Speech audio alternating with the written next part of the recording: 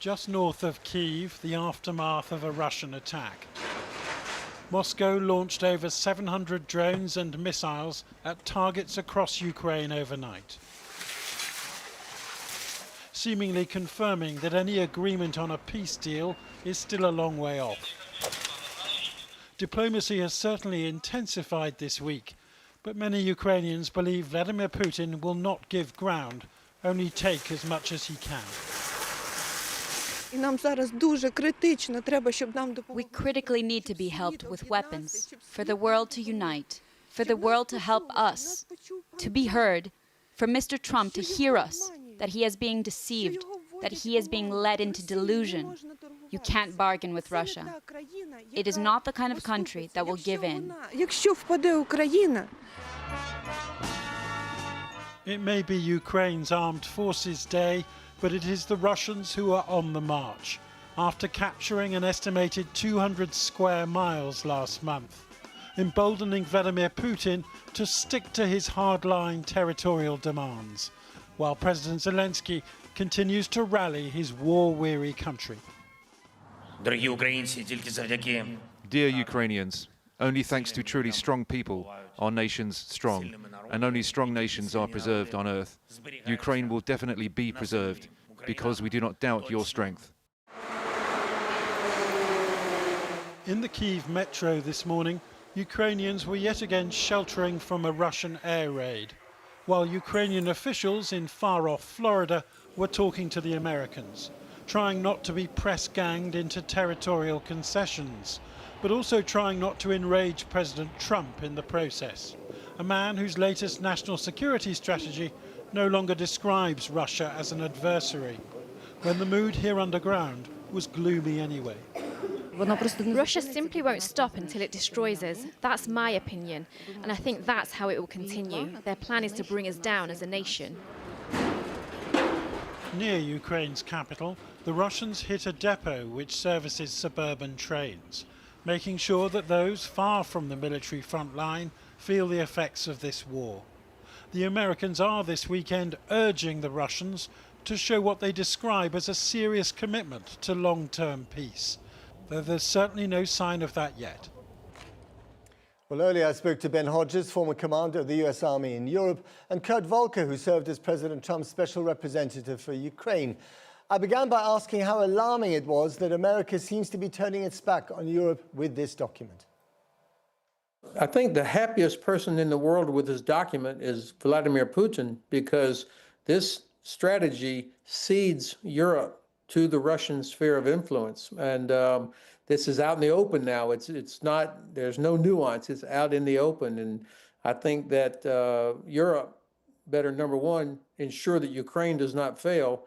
And number two, it better be ready, because if Ukraine does fail, there will be a full war between Russia and Europe very soon.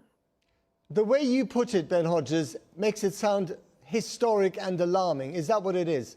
Well, historic in terms of American failure, turning our back on not only our allies of over 80 years, but also damaging ourselves. I mean, for all these years, our European allies have given us access with bases, intelligence sharing. We've served together in so many different theaters. We've stood shoulder by shoulder in diplomatic circles, and now this is the giant middle finger to that Europe by this administration. Understandably, making a priority defense of the homeland in Western Hemisphere and Indo-Pacific. That's not new. What's new is clearly this is about spheres of influence, and for the Trump administration, Europe is not going to be that sort of strategic interest to us anymore. Kurt Volker, do you agree? Well, not entirely, which is surprising because Ben and I usually agree all the time. But in this case, I think Europe is important to the United States because they want to change Europe.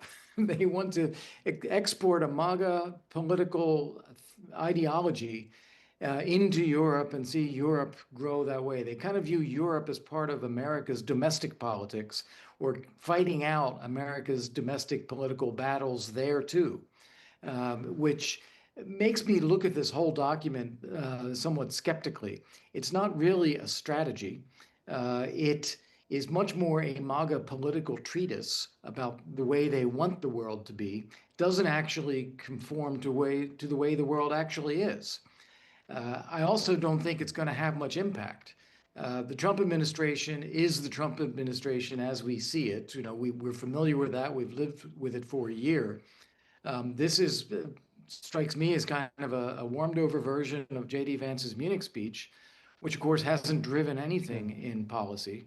Right, but it does codify, attitudes that we've heard from senior members of the administration, in the last 10 months or so. And I just wonder on the specific issue of Russia and Ukraine, does this throw Ukraine under the Russian bus effectively and therefore makes us in Europe that much more vulnerable to Russia's incursions? Kurt.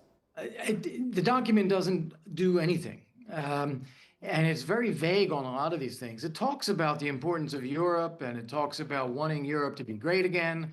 It talks about keep ending the war in Ukraine so that we can get on with rebuilding Ukraine and making sure it's a sovereign, independent state. But it doesn't give you any strategy for how to do that. It doesn't say one way or the other whether we should support Ukraine or not. It doesn't talk about Europe other than in terms of Europe as providing aid to Ukraine. Other than that, Europe needs to spend more on defense and become stronger and show more leadership in its own region, which is something actually a lot of Europeans would agree with. So I wouldn't worry about this. And I think if we're having this interview a year from now, this is not going to be a memorable document. Okay, Ben Hodges, do you think then that the ball is really in Russia's court at the moment? They think they're winning. Putin has basically not given up any red lines at all. The negotiations continue, but that seems to be as much about making money as about creating peace. Is Russia prevailing here? Well, first of all, I am very worried about this document. Kurt is right, of course, that usually the document itself in each administration does not generate electricity or cause great movements, but it does capture the mood, how this administration thinks about itself and the rest of the world. And that's why I'm so worried, because when you put it in the context of recent things that have happened, how the administration is basically abandoning Ukraine, its start point was the Russian written 28-point so-called peace plan, which is anything but a peace plan. This document does not say anything about Russia as a threat, which fits neatly with everything that the Trump administration has said and done over the past year. The clock is ticking, and usually I'm not an alarmist on these kinds of things, but now Vladimir Putin, as long as he's tied up in Ukraine, as long as Ukrainians are mauling his army, he's less likely to be able to then start attacking directly with conventional forces, the rest of Europe. But if Ukraine fails, it will be because all of us together failed, and then you're absolutely going to have conflict in the rest of Europe. And one of the examples, the inability, unwillingness to take on these Russian gray zone operations. We have not inflicted any consequences on the Kremlin. And this document, I think, is a signal to the Kremlin that, go ahead.